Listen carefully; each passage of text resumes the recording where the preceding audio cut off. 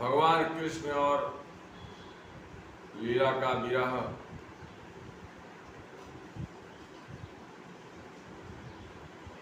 इसीलिए भगवान श्री कृष्ण सत्य पुरुषों में एकमात्र आश्रय हैं।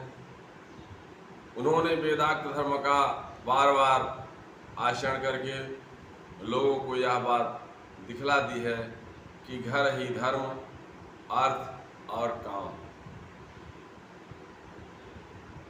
साधन का स्थान है। इसलिए वे गृहोचित श्रेष्ठ धर्म का आश्रय लेकर के व्यवहार कर रहे हैं। परीक्षित, मैं तुमसे कह चुका हूं कि उनकी रानियों की संख्या 16,108। उन श्रेष्ठ स्त्रियों में से रुक्मिणी याद 8 पटरानियों और उनमें से पुत्रों का तो मैं पहले ही कम से वर्णन कर चुका हूं। जिसके अतिरिक्त भगवान श्री कृष्ण और उनकी पत्नियां थीं। उनमें से प्रत्येक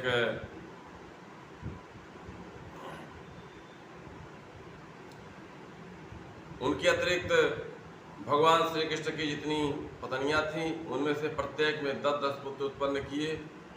और यह कोई आश्चर्य की बात नहीं है, क्योंकि भगवान सर्वशक्तिमान और सत्य संकल्प हैं। भगवान के परम पराक्रमी पुत्रों में 18 तो महारथी थे, जिनका यह सारे संसार जगत में फैला हुआ है। उनके नाम प्रद्युम्न, अनिरुद्ध, दीप्यमान इस प्रकार से।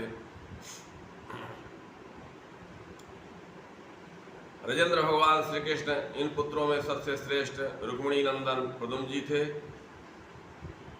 और सभी गुणों में पिता के समान ही थे।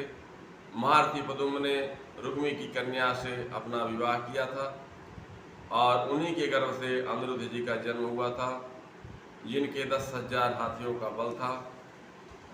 रुक्मी दैत्य अनिरुद्ध के अपने नाना की पोती से विवाह किया था, जिनके गर्भ से वृक्ष का जन्म हुआ था।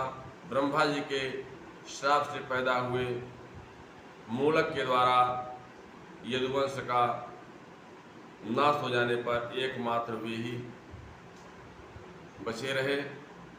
वृक्ष के पुत्र हैं प्रतिबाहु, सुबाहु, शांतसेन, सत्यसेन। परीक्षित, इन वंश में कोई भी पुरुष ऐसा नहीं हुआ जो बहुत ही संतान वाला हो, जो निर्धन